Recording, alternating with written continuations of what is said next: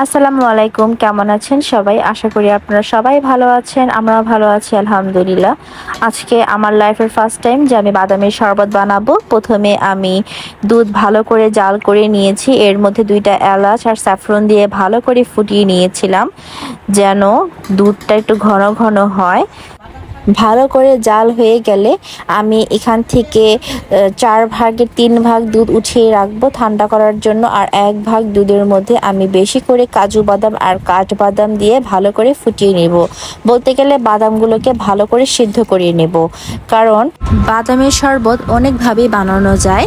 অনেকে কি করে বাদাম পাউডার করে তারপর লাস্টে অ্যাড করে দেয় দুধের সাথে, আবার অনেকে কি করে কাঁচা বাদামটাকেই ব্লেন্ডার করে ফেলে দুধের সাথে, আবার অনেকে আমার মতো এভাবে করে চুলায় সেদ্ধ করে নেয়।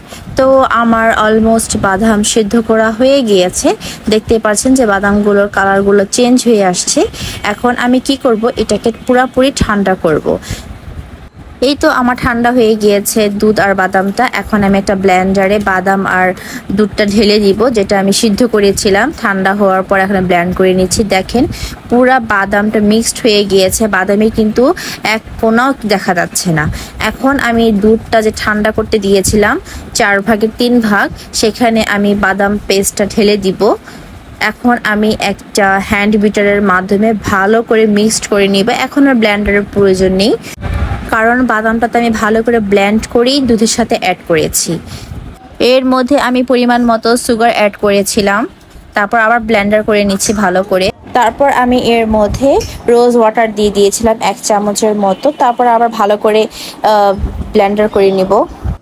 এই তো আমার হয়ে গিয়েছে বাদাম শরবত।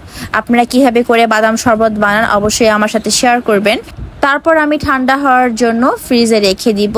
আর হ্যাঁ, এর আগে আমি স্যাফরন ভিজিয়ে রেখেছিলাম, সেটা এখন অ্যাড করে দিচ্ছি। তারপর ভালো করে মিশিয়ে এখন আমি ফ্রিজে রেখে দিব ঠান্ডা হওয়ার জন্য।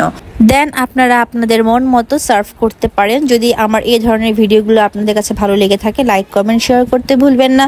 আল্লাহ হাফেজ।